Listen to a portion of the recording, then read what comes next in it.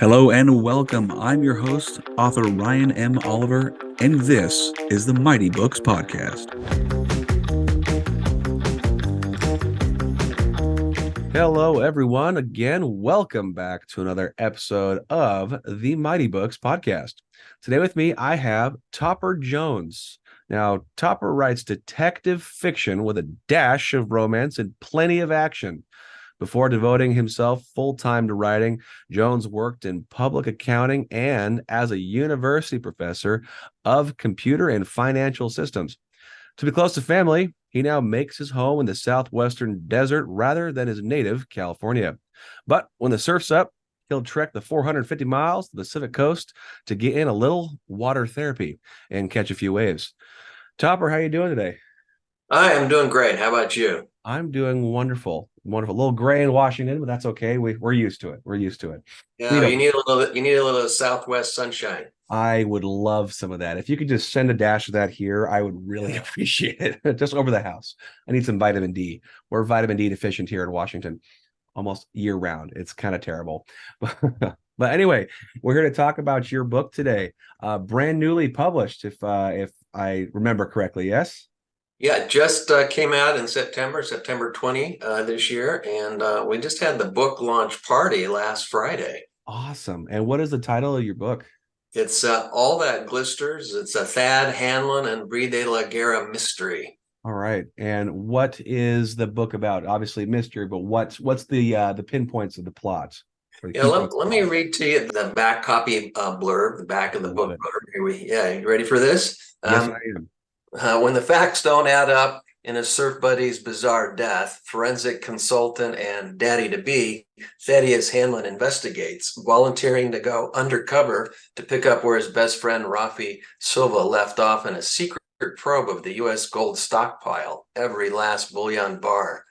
Rafi's spunky fiancée, Brie de la Guerra, has suspicions of her own and soon joins Thad on the hunt for answers. Together, the two amateur sleuths delve deep, stumbling onto a financial apocalypse in the making, triggering a brutal manhunt along the eastern seaboard meant to silence anyone looking to set the ledger straight. Dang. And the tagline on the front says this. It says, she lost her dream fiancé, he lost his best friend. They'll stop at nothing to find Rafi's killer and recover the gold. Wow. So it's a thriller, mystery, adventure type of story. Yeah, that's kind of the way I like to think of it. Yes. Yeah, that sounds really exciting. So what inspired you to write this, huge, awesome story? Well, I got the idea for All That Glisters back in 1977 after reading Robin Cook's medical thriller Coma. I thought, and I remember I'm 26 at the time, so humility is not part of the equation. I thought, if a physician can write a bestseller, why can't a certified public accountant? Sure. We're both professionals. All I needed was a preposterous premise. So rather than my protagonist discovering, this is a spoiler alert, human organs being illegally harvested for the black market, as in Coma, I decided to have my main character discover something equally chilling regarding the financial markets, disturbing something that would upend everything.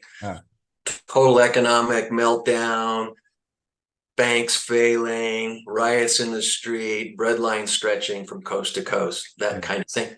So that was the preposterous premise that I came up with. Yeah, you got to have some preposterous premises. I mean, that's why it's fiction. It's wonderful. It's not something that's likely going to happen, but that's amazing, though. So you said you were an accountant prior to jumping in the author boat. That's correct. Yeah, in early life, former life, I was an accountant. Oh, okay. And have you always been interested in writing, or is this kind of a later life discovery? I was interested in writing when I was in college. My attempts at writing proved to be not really big payoffs. So I spent an entire year sending out all kinds of manuscripts, short stories, poetry. The only thing I ever sold was a crossword puzzle.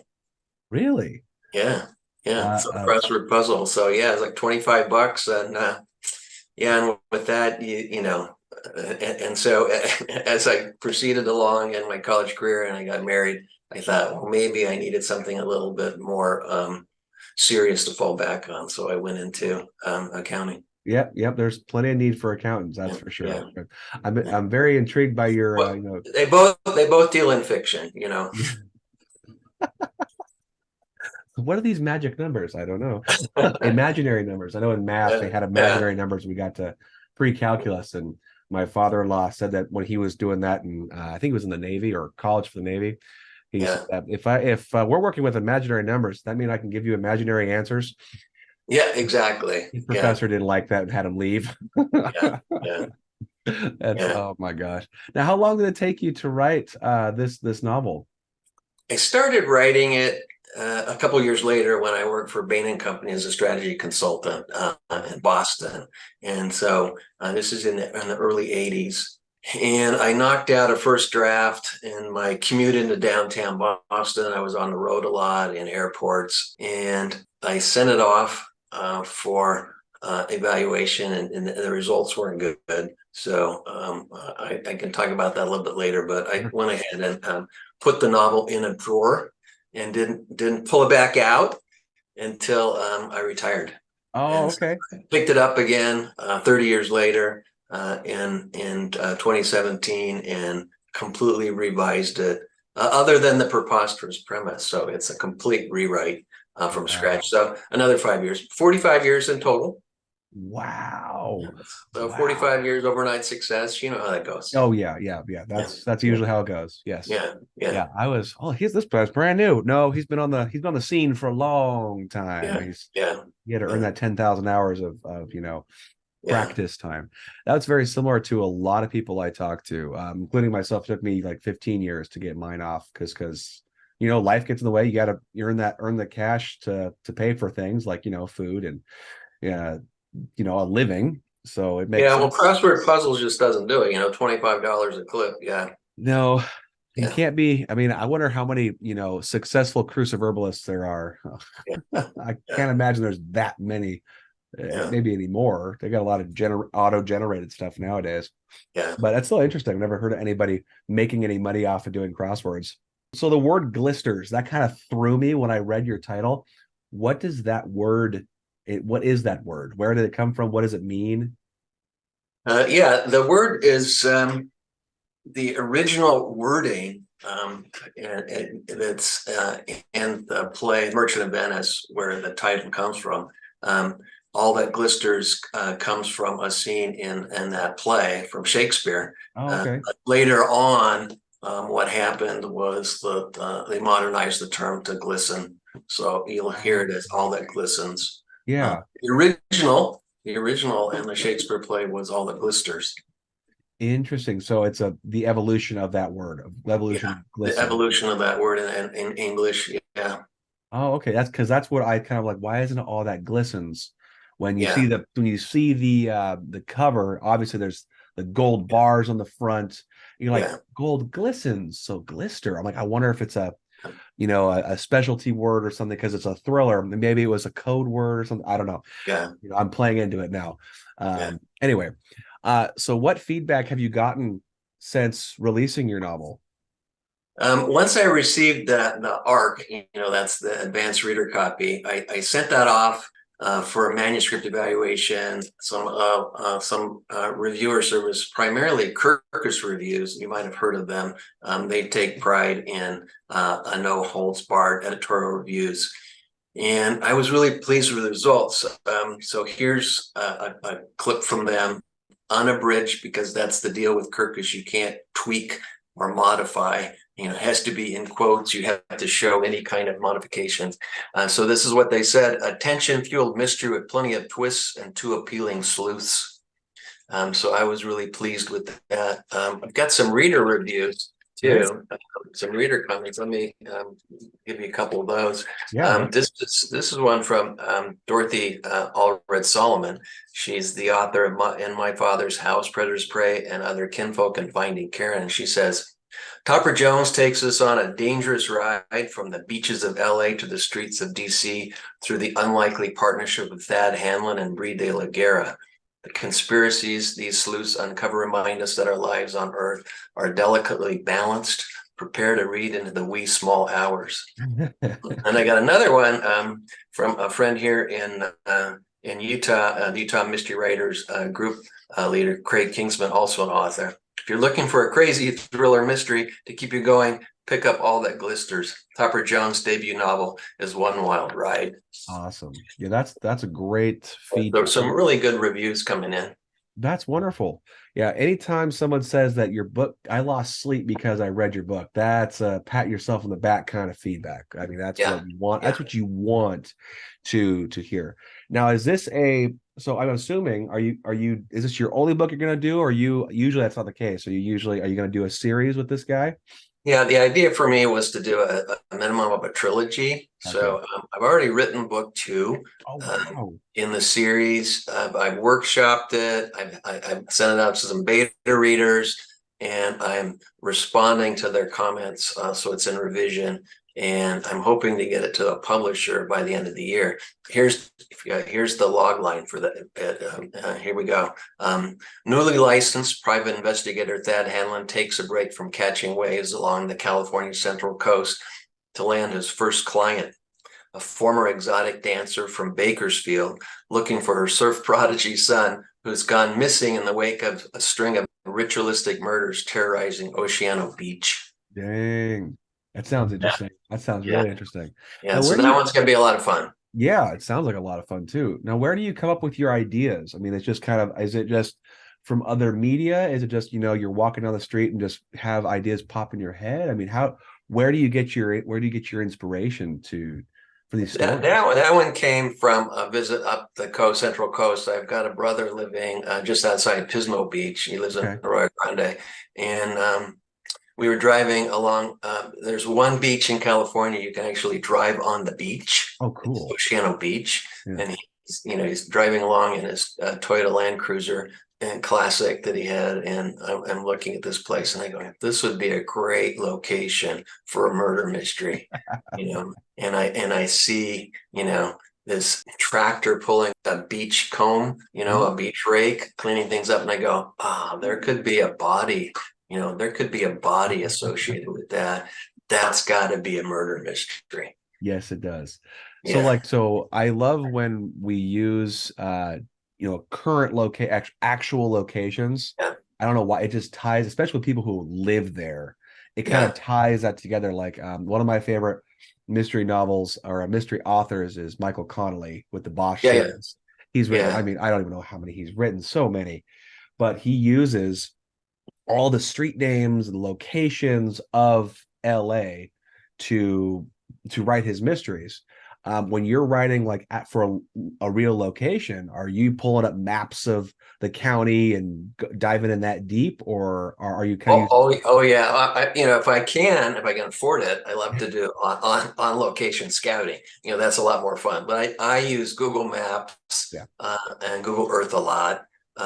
But it's a little tricky with regards to actual locations and actual names, because the publisher I'm using, you can't have anything in there that would be derogatory. You don't want a defamation lawsuit. So if there's anything untoward that happens in a location, I will fictionalize the location name.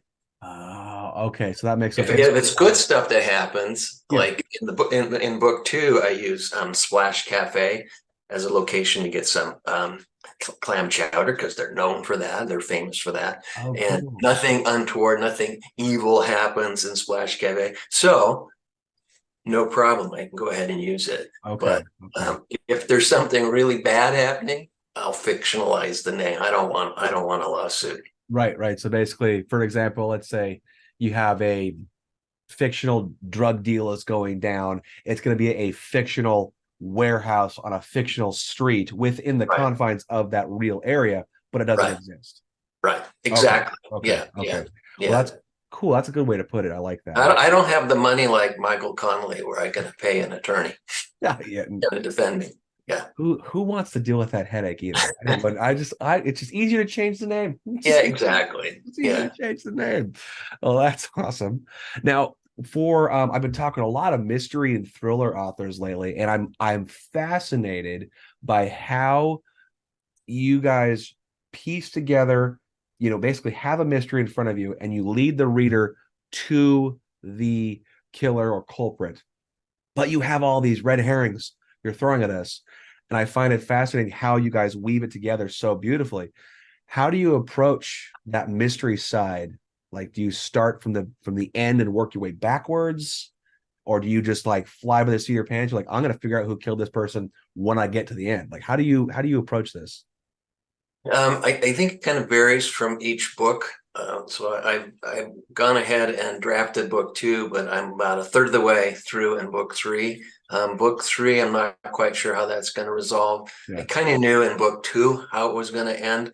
And in book 1, I kind of had an idea about how it was going to end. What I find is sometimes the characters take on a life of their own. Yes. And so when that happens, you basically have to kind of rewire the plot and go back.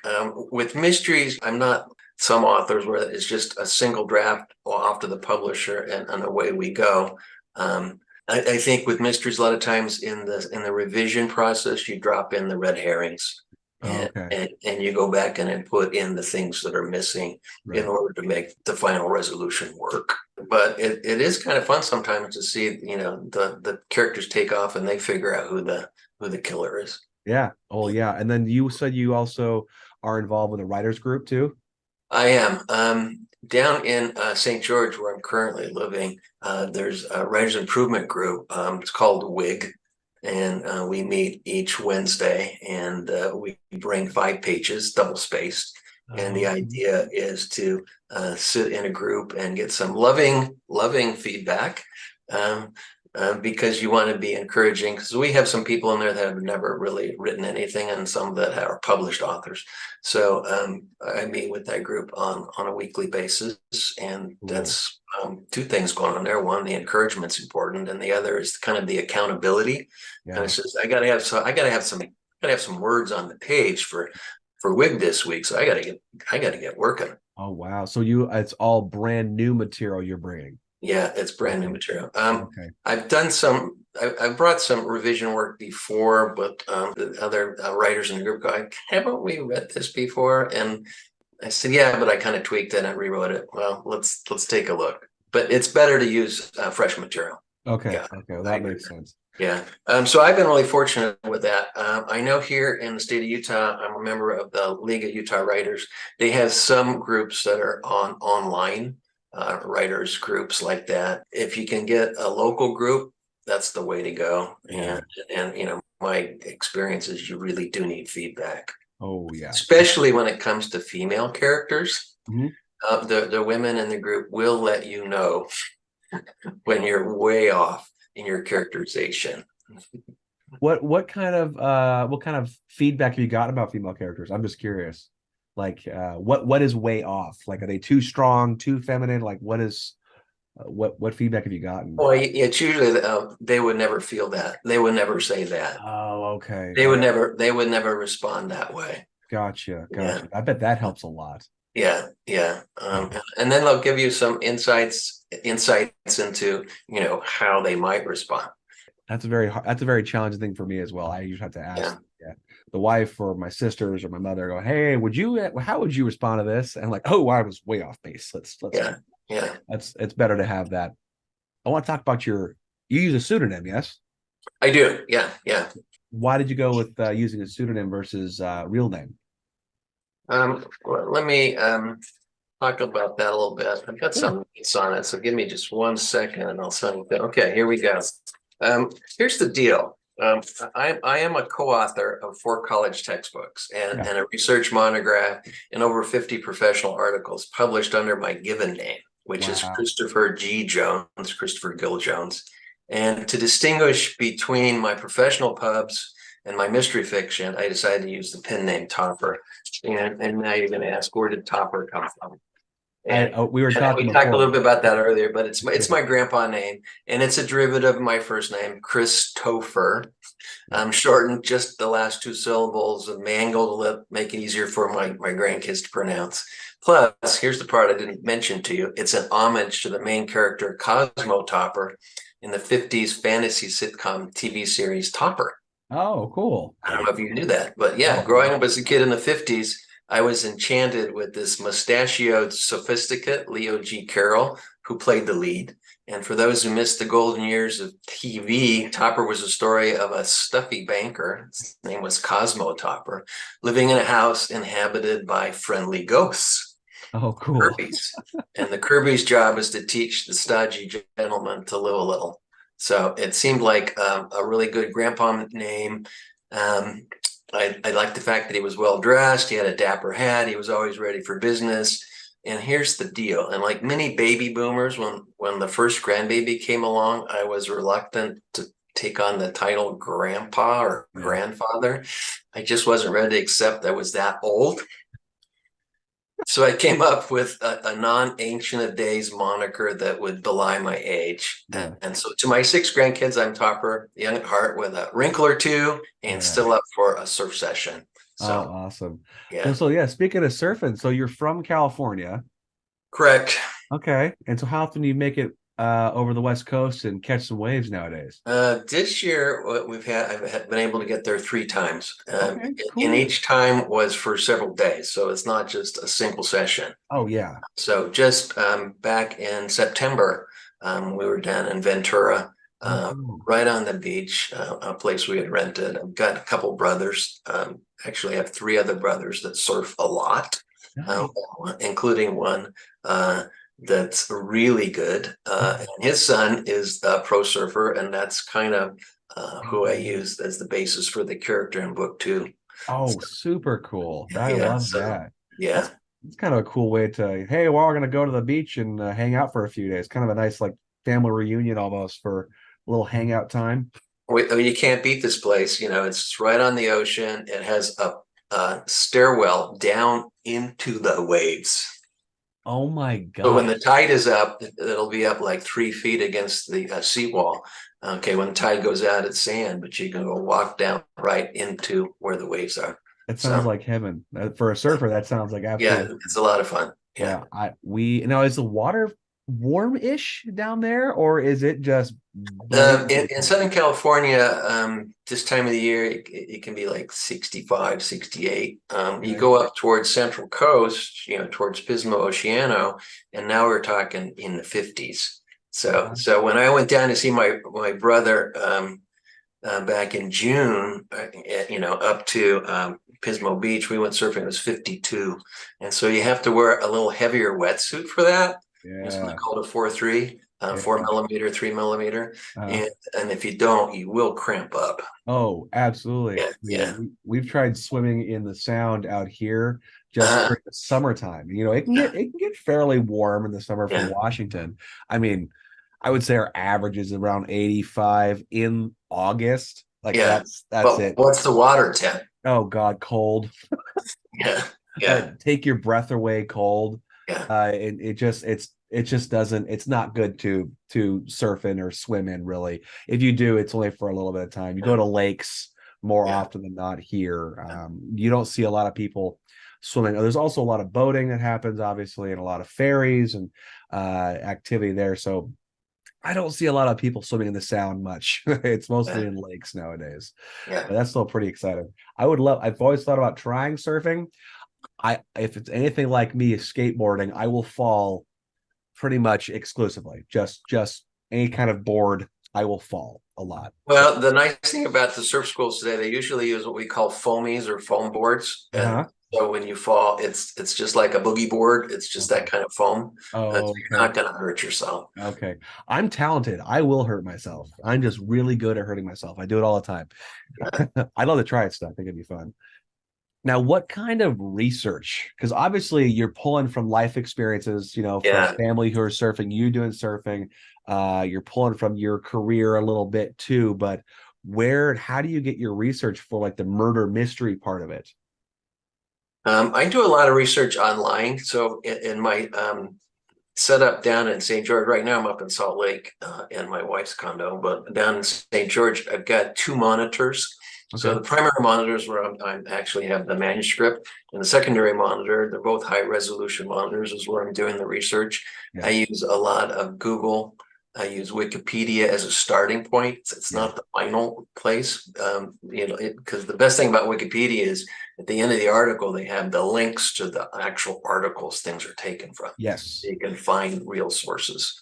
And so I use that. I use Google Maps for references. The problem that I run into is that, when I'm starting to do research, I have this horrible tendency to rabbit hole. And I just keep going and nothing gets written. And then I go, Jones, you got to get back to writing. And so that's when I go back to the draft and I put in 3 uppercase X's as kind of a placeholder. Uh-huh.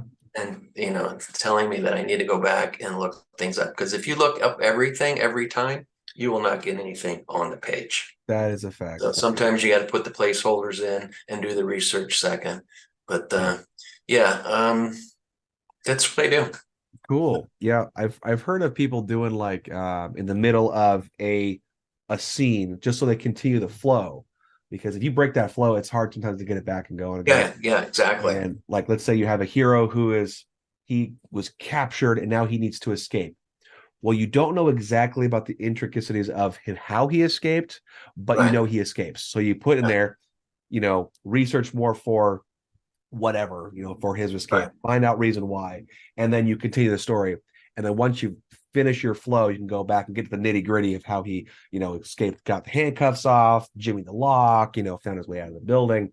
And it just makes more sense that you get the emotional state, they actually keep moving the story before you jump into the fine details like you were talking about.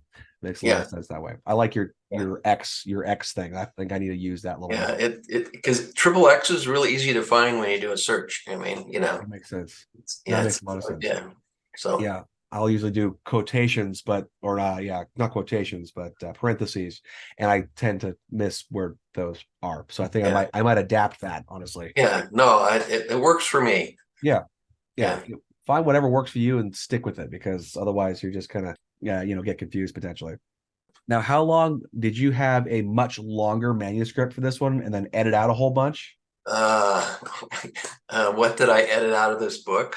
Oh, you said you rewrote the whole thing, right? I rewrote the whole thing. Yeah. And then I sent it off to a developmental editor.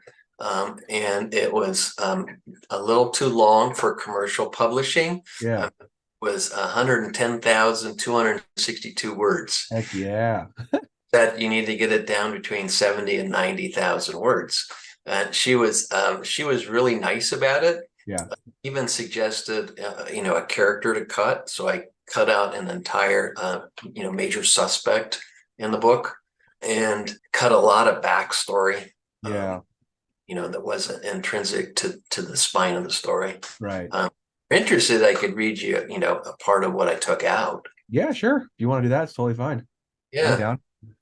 So this is one of the outtakes, and this is a deleted scene, but provides a bit of the backstory for a key character in All That Glisters.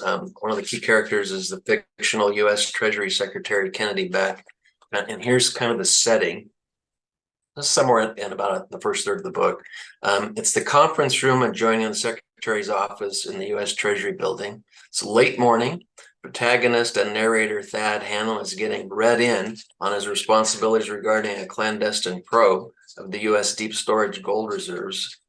Treasury Secretary Beck and Thad's project manager, Tigran Vardanian, have almost completed the briefing, and here's the scene. That's what keeps you up at the night, Madam Secretary asked. The Fed pumping the money supply? Beck sipped her latte. One of my concerns, yes, she said. Financial authenticity. She scanned the conference room, apparently looking for something. Her gaze stopped at a stack of wall art that looked like it was part of the redecorating effort, but had yet to be mounted. She rose from her chair at the head of the table and tugged on one particular frame. Would one of you help me with this? I jumped up and lifted the other art pieces while Beck slid a framed coin collection from the stack. Kennedy $50, she said, my private collection. There were over 50 silver $50 dated 1964 through 2013 and one dual dated gold piece 1964 to 2014, all in mint condition. John F. Kennedy was assassinated the day I was born, the Treasury Secretary said with reference. My mother was a devout Catholic. She believed if she named me Kennedy, the president would live. Faith in action. Tigran and I said nothing. The secretary had taken this conversation into the personal. I didn't know what to think.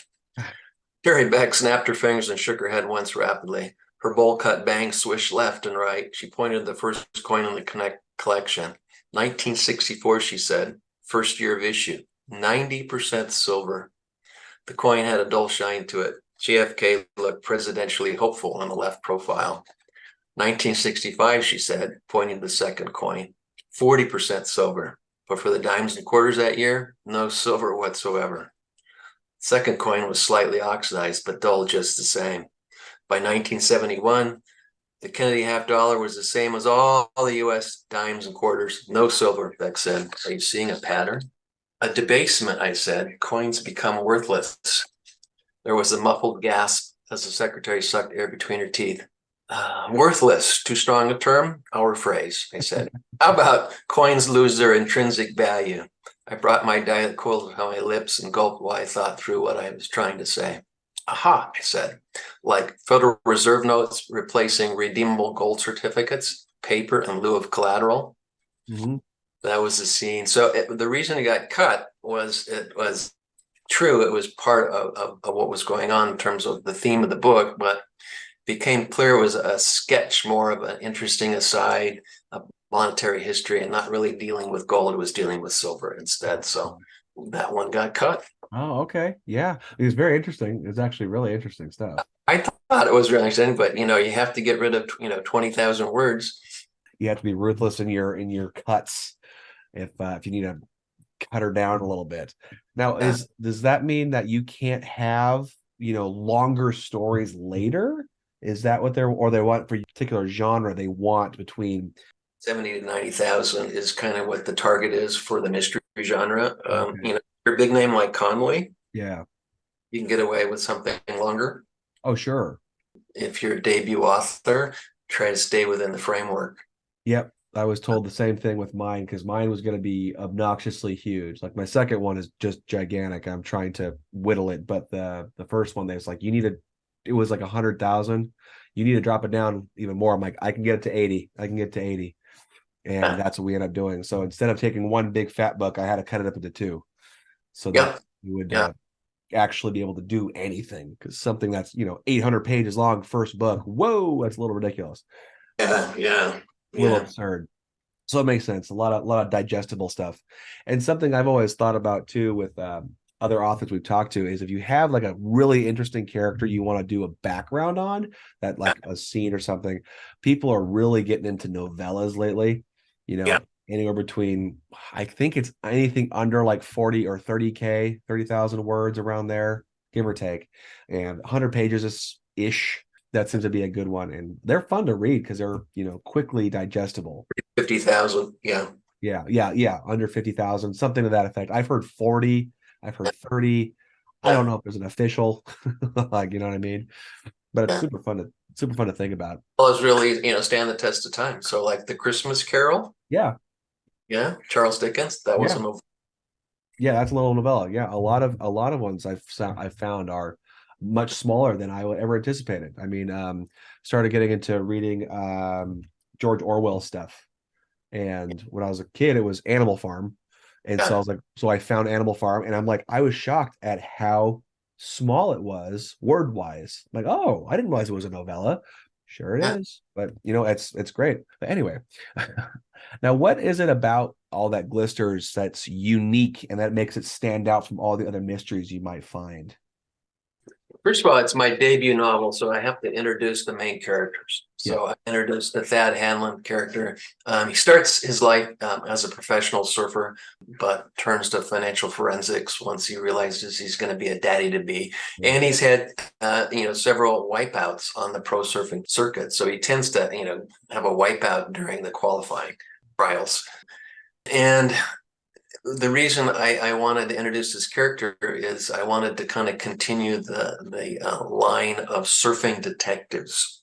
There's a few authors out there that actually have written surfing detective books. One was a guy out of Hawaii, Chip Hughes. He has a detective called Kai Cook. There's a pretty big name author, Don Winslow, that's written, a guy who's a California Dawn Patrol surfer. His name is Boone Daniels. He's written a couple volumes there. And we've talked about Michael Connolly. He's introduced Renee Ballard, and she is a stand-up paddleboarder and had a lot of information about the waves and reading. So the idea here is with surfing detectives, always that allure of the sea balanced with the need to put food on the table. Okay. Dad's not catching waves. He's on assignment cracking cases. Gotcha. Kind of balancing the passion versus the, obligations. What's gonna pay the bills, what's gonna make my continue, to finance my hobby, if you will. Yeah. Exactly.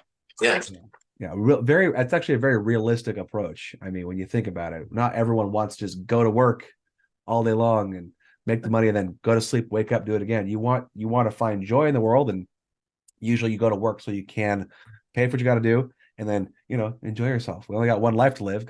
Might as well try and enjoy it as much as you can. So from all your characters you've created, do you have a favorite? Yeah, I would say the one that hands down is my favorite, and this is going to sound kind of weird. It's not the protagonist, Thad. It's his sidekick, Abril de la Guerra. Between the two of them, they kind of out Sherlock Holmes and Watson, but why Abril? Bree, as she's known to her intimates, is a sassy, kick-butt, 20-something woman, right? Who doesn't know the meaning of no. Her family hails from Spanish aristocracy that settled California. Yeah. As a member of landed gentry owning swaths of the Central Coast from Santa Barbara south to the Santa Susana Mountains, Bree always gets what she wants, even if it means rewriting the rules. I like it. Yeah, so sassy, yeah. She colors outside the lines. I like a messy drawing. Someone who's got that wit. She probably has a good wit to her too, and it has maybe a bit of a temper. Yeah, yeah. But that character also has a lot of wit, and he gets accused of sarcasm from time to time. But between the two of them, they keep things interesting. Yeah. I love when you have kind of I'm gonna call it almost sibling, like just bickering. You know what I'm saying? I mean, I love that little interaction because that's where people are very comfortable and they have no problem just telling it like it is, being as honest as they can. When you have that kind of fun dialogue, it really just makes you want to keep reading. It really does want to make you keep reading. Now, when you are writing, because you said you're pretty darn close to finishing your second book. Like you've written the yeah, I just got to finish the revision. That's awesome. Now, do you have like a ritual or schedule you keep when you are in the throngs of actually writing a draft? Well, let's talk about the workspace first. The first thing is in the ritual is the workspace. So to me, that's really important. It's got to be a quiet place. I got a relatively clear desk, so it's not cluttery. At the high-speed computer with the two monitors, an ergonomic keyboard, so my fingers don't get all that tired, and an ergo chair, because you're sitting, you could be in the zone and be sitting for 8 hours, and you want to get up and you want to be able to walk. And so the chair, the ergonomic chair, super important.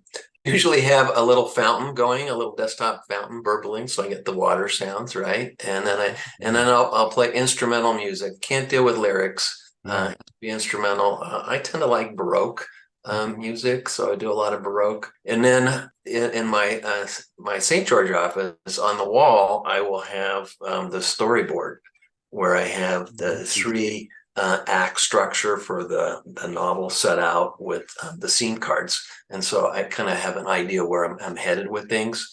And then, if you can afford it, a window with a view, if not a great poster, in both locations here up in Salt Lake and down in St. George, window with a view. And then with regards to the time, this is actually the case. In my on my iPhone, I have a time set up for writing. It's a 3-hour block, 9 to 12. It goes off every day. And if I were really disciplined, I'd be sitting, and doing it, as the secret to success, as Anne Lamott says in Bird by Bird, she refers to it as the BIC method, the butt in chair method. So I'd be, that would be the case, but it's more of a reminder that I need to put some words on the page. So if I get words on the page, I keep track of that. Good, good. Because I have a little application, on my phone called Streak that allows me to keep track of, am I putting words on the page? Yes. Yeah, that usually helps. It's kind of a almost self-accountability. It's like no one's going to get mad at me if I don't do this, but I'm gonna get mad at me if I don't do this. Making yourself sit down, even I had a thing for writing 100 words a day, and it's something super small. For me, it's if I only have 10 minutes to spare because I got young children and busy, with work and everything. So I got 10 minutes. I can at least blurt out 100 words. Whether I erase it tomorrow, Right, it right. doesn't matter. I did something. It was in progress of whatever I'm working on. Yeah, you kept the muscle toned. Yeah, exactly. You went through and did the rote work, and Right. then you had to put it away and take care of other business. But yeah, it's getting that habit, because habits make your dreams or your goals happen. What point in your life did you realize that writing had kind of grabbed a hold of you, that you wanted to actually sit down and get this done? Like what was that kind of keystone moment? When did I know I wanted to write? Yeah, when did you want to know you want to get this book done? Because I know you said you were writing it, and then you're Yeah. like 2017 hit, and you're like, I'm going to now, what tipped that scale to finally pull it out of the drawer, dust it off, and get this thing going? I always kind of had an inkling that I wanted to be a writer. Yeah, so kind of let me give you, my first writing experience. This kind of set the bug in place. The setting is Agora High School, Agora Hills, California. It's a sophomore year of high school. I'm sitting on the bench waiting for the junior varsity baseball coach to put me in to play second base. One of my teammates hands me the school newspaper. It's called El Escudero, which is the night in Spanish. And then my ball player buddy is pointing his stubby finger at a poem on the back page of the newspaper. And he goes, "What's this, Jones?" And he presses his lips to the back of his hand and makes a kissing sound. And then in a swoon-worthy voice, he starts to read, "Love grows, so too we. This passion stirs." And then I grabbed the newspaper from him and I said, "I'm going to kill Linda Seavey." In study hall, she had asked to look what I was working on. It was something kind of personal. And now it's in print. But that byline, seeing my name on something I had written, was a total rush. And so I was hooked. And instead of dispatching the editor, the El Escudero, I ended up thanking Linda Seavey for giving my first publication. That was back in 1966. And so that kind of started the writing bug. Oh, very cool. That's a very unique way of starting it. I have never heard anybody getting almost enforced into it at that point. You know what I mean? Kind of forced into it, but yeah. Yeah. Yeah, they kind of shoved you right in and like, good thing you enjoyed it though. That's really cool. Now, for I know I do this with my stories, but do you hide any, like, secrets or any kind of like inside jokes, if you will, in your book, so only a few people would really get a chuckle out of? Like, we're talking about Easter eggs. yes, Easter eggs. I do it with dialogue, certain sayings like my family would do. Certain meals, people would say something at the end of a meal. I'd always put that in. I'll put those kind of weird, pieces of dialogue in, just because it gives a little personality, and it's a, nod to that particular person. Yeah. I went ahead and put some Easter eggs in this book, for sure. Some are overt, there's kind of, you can kind of pick them out, and some are waiting for the reader to find, so they're ready to cover. So I have got some literary references in there. I've got homages to early mystery writers, thriller authors. I've got a shout out to pop composers and lyricists, and I even have a recipe. This is the mainstay of cozy mysteries, but this is a not so cozy mystery. Right. There's a lot of action and some evil things that happen. And because in early life, I was a college professor and co-authored a couple of college texts on business communication. There's even a hidden gem on proper media selection. Oh. When it comes to getting your message across, disguised, of course, as a moment of reflection by the narrator. Yeah. And then the one thing that people will, it's going to take a little while to find us. They might find it, but I wanted to give an homage to the first CPA, first certified public accountant that made it big as a popular novelist writing mysteries and thrillers. So that one's going to take some snooping to find out how I did that. And then the last item that's in there, that an Easter egg. One of my goals as a writer was to craft literary page turners, not just page turners, but they had to be literary in nature. So I couldn't help putting in some metafiction about the power of narrative and the nature of story. Uh-huh. So if you dig deep enough into the subtext, you'll see my year of graduate study in creative writing at a very prestigious university finally pay off. So it's in there. Cool. So very, very, very steeped in secrets and all. That's not secret, but hidden messages and cool homages a lot along the way. I like it. Yeah. The writers groups, you attend the writers groups and everything. If let's say you had someone brand new, has never done any published works, has really just caught that writing bug, and they came to you for suggestions, what's some suggestions you would give them on writing or publishing your book? The first suggestion I would give any writer, especially if they've never really been out in the open, have only been writing at the house, is to get some feedback. Yeah.